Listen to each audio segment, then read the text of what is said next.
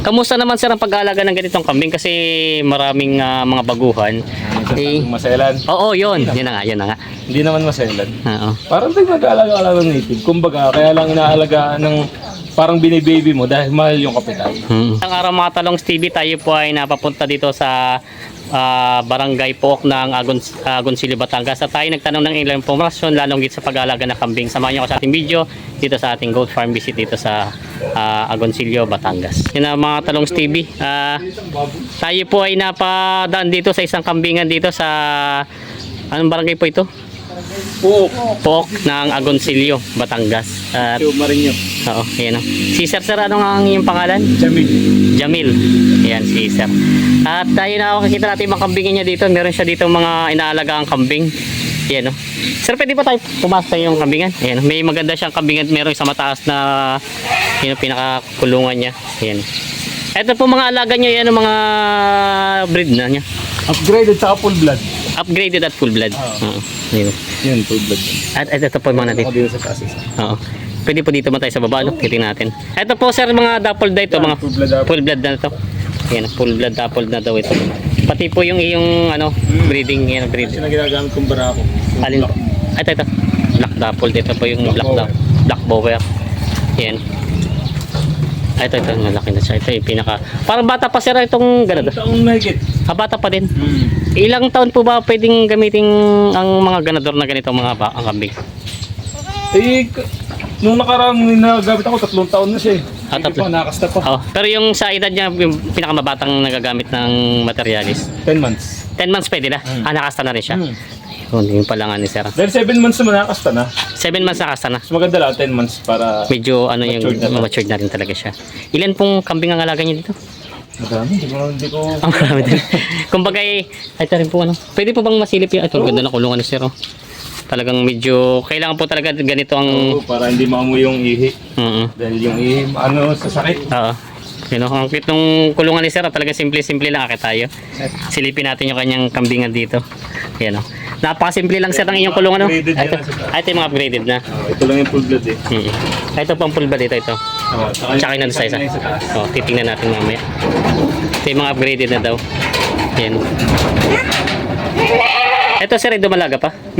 Dumalaga. Tapos ito yung mga panak na ni Sir dito. Gaganda ng mga kambing ni Sir dito. Yan po. Bali po yung ang style ng bahay nyo ay talagang simple lang. Magkano po nagas nyo dito lang sa kulungan na ito?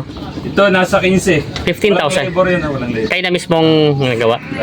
15,000. Ayos na rin po at kita nyo, yung mga nakaiwala ito, may mga anak na rin kasama. Ayan. Ito yung inahin, mag-iinahan siya. Ito yung mga upgraded daw. Tapos ito naman yung mga full blood ni Sir na mga baba muna tayo. Yan. Simpleng kulungan lang gawa ni Sir dito. Ayan. Ito yung ganador niya daw, may kitsang taon lang ang edad. Ayan. Nakuha kay Sir Topper Catena. Sir Topper Catena.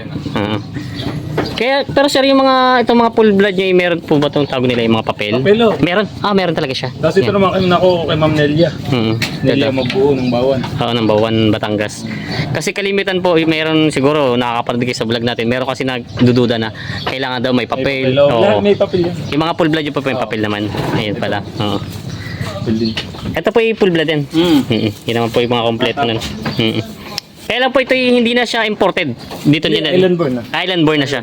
Ano po ba pinagkaibahan ng sabi nilang island born? Kasi gusto ng iba, pag sinasabi full blood, kailangan imported. Yun pala yung may island born.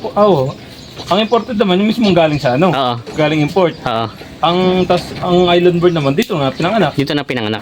Pero full blood pa din. Full blood din siya at anak siya ng full blood. Dito lang pinanganak sa Pilipinas. Yun. Kumbaga local na. Local na rin siya. Kaya lang hindi full blood nga po din. Full blood pa din. Full blood ang inahin at ganador. Yun pala. Kasi yung iba medyo nalilito sa Anong pinagkaiba po pala ng full, kasi tatlo yun full blood, upgraded, tsaka pure breed. Ito yung upgraded. Ay, ganito pang itsura ng Upgraded yan tatlo. Ayan, mga upgraded. Pag yung pure breed naman tinatawag nila. May ang itsura niya halos full blood na din. Pero yung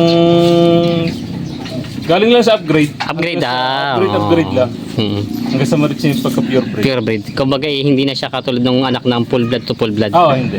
Kumbaga parang halos upgraded na siya Galing siya sa upgrade. Oo, mas mataas lang ang dugo niya doon sa upgraded. Oo, yun. Yun, no. Yun pala nga ni sir. Ayan sir. Ito yung mga kambing ni sir. Parang sir, anong paka niyo to? Mga Mula yung mga bagin. bagin. Tapos nagamit din kayo ng mga feeds. Oo. Sino yung galang? Ano ba? Cattle. Cattle feeds. Ilang beses niyo po sila pinapakain ng cattle feeds? Umagat tsaka hap. Umagat hapon. Tapos po yung damo niya tuloy-tuloy. Tuloy-tuloy. Ayun pala nga ni sir. May kumpay. Hindi lang ang bigay. Gusto mo sir, ito siyempre, may ilan taon na pala kayo nagkakambing? Simula nung pandemic. Matagal na rin halos. Pero nung babar ko pa ako, nagpapaalaga lang ako. Oo. Tapos nung mag-pandemic, ako na nag-alaga na sa akin. Kasi po yung nag-resign na kayo sa pagsiman. Oo. Dito na lang kayo nag-focus. Nakakapagbenta kayo. Oo. Kamusta naman po ang kita sa pagkakambing? Ayos din. Nakita Nakita din. Kayo po yung nag-online din? Hindi naman. Oo. Comment. Nag-online din. Online selling kayo. Ino-online ko din naman ngayon. Mm. Pagka may pang-out ako. Ayun pala. Yung pala nga ni Sir. Ayos dito si Sir A. Seaman. Pero nag-resign. Nagkakambing na lang. Gayo pa na lang. Tapos ibig sabihin ko po sa pagkakambing na to, meron pa yung source of income nyo. Yung baboy. Meron din kayong alaga mga baboy. Hindi, isa pa lang yung inahin. Bago pa lang din. Bago pa lang din nagbaboy. Ayun, Pero Sir. talaga, kambing talaga ako. Sa kambing talaga kayo naka-focus. Kamusta naman sir ang pag-aalaga ng ganitong kambing kasi maraming mga baguhan. Yung maselan. Oo, yun na nga. Hindi naman maselan. Oo. Parang nag-aalaga ng native. Kumbaga, kaya lang inaalagaan ng parang binibaby mo dahil mahal yung kapital. Pero ganyan din ang pag-aalaga. Kalimitan po ba ang presyo ng full blood? Pwede ko na malaman kung magkano kalimitan ang price rin sa mga full blood. Iba-iba rin ang presyo ng kung anong depende rin sa seller yun Depende sa seller. Pero kalimitan po ang price range yung mga pinakamababa ay 40. 40 hanggang 100,000. Oo, yan. Yeah. Depende na sa kulay. Sa kulay pa rin po. Ano po ba ngayon ang pinakaano sa market ng Dappled kambing? pa din. Dappled pa din po. Na yung Mahal pa din yung dapple. parang black dapple ngayon ang pinakaano. Black Dapple din. Tumaas na siya sa red eh. Sa red na na yung mga red dapple. Ayan. Sir, pwede nating makita yung inyong isang kulong. Ito ang pinakamataas na talagang kasya sa ilalim ang Yung una kong kulungan. Kumbaga po itidagdag na lang. Ayan. Ang taas, kasya tayo sa ilalim. Ito yung pinakaunang kulungan daw ni Sir na ginawa. Ayan. Pakitin natin. Yun, ito pala. Ito po yung nandito puro full blood na. Hindi, ito lang. Ito lang ang full blood. Oo. Ayan. Ito ano pong anak ng babae, lalaki? Babae. Kulong babae. Ganda no. Yan, tapos andito po yung iba. Ito yung mga upgraded na siya. Upgraded na. Tapos tingnan natin. Yan, ganda rin naman itong isang to. Ito po yung anak din ito, hindi? Hindi. Hindi na to. Ito po yung full blood. Hindi, upgraded. Upgraded lang din. Ayan. Sa Apple. Pero maganda siya sir, pag yung medyo isa. Pa lang, wala pa isang buwang may kasta. Bago pa lang.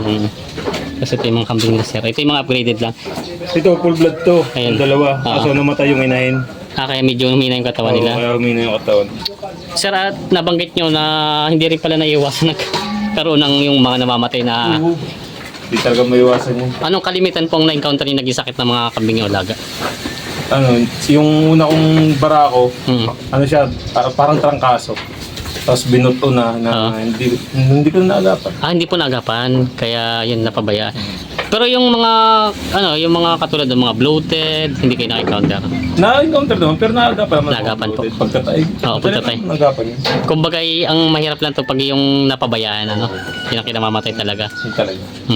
Yung palang Simple lang naman Ano pong kalimitan gamit nyo sa sipon? Kasi katulad ngayon, tag-ulan na.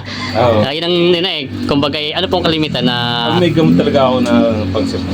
Ano pong tinuturo? Ginagamit ko LA eh. LA po. Yun ang ginagawa sa akin. Ewan ko sa iba. Oo. Kumbaga, Kanya yun eh. tinuturok po. Tuturok. Yun po. Yun po ang gamot. Kanyang hiyang yan kung saan gamot eh. Yun talaga. Kanyang alam kumbaga. Sa mga vitamins naman po, ito yung regular na vitamins nyo? Oo. Belamil. Belamil po, tuwing ilang beses po. Ako lingguhan ako eh. Ay, di magastos din pa. Magastos talaga sa vitamins. Pero ang binavitamins ko lang, zero. Ay, maliliit lang naman. Yung lingguhan. Tapos yung mga malalaki, buwanan na yan. Buwanan na ito, oo. Belamil daw ang gamit ni Sir. Ayun, tinan niyo po ito yung mga kambing nila. Kumbaga, simple-simple lang yung kulungan niya, pero malalaki naman ang laman ng mga kambing. Yan, katulad nito. Ayan na mga kambing nila. Ito naman daw ay full blood ito. Mag-inaang full Galing blood. din to kayo, no, kay Topper Catena. Topper Catena. Dito rin po yung sa Oh, Limery. yan lang, sa Pansipid, kalapit barangay lang. Kasunod lang. Yun pala po. Ito po yung mga kambing ni sir. At ito yung sir, pag ganito palang medyo nag-uulan, hindi nyo na rin nilalabas. Yan, kukulong na sila dyan. Kulang na lang talaga katulad nito. At dito nila pinapakain. Mahirap kalaban ng ulan sa... Mahirap na dyan. Automatic na yan, may magsisipon na yan. Sinisipot talaga. Yun pala nga ni sir dito. Kaya si sir ito, medyo maganda naman ang kulungan talagang simple-simple lang. Ang taas na mataas ang kulungan niya.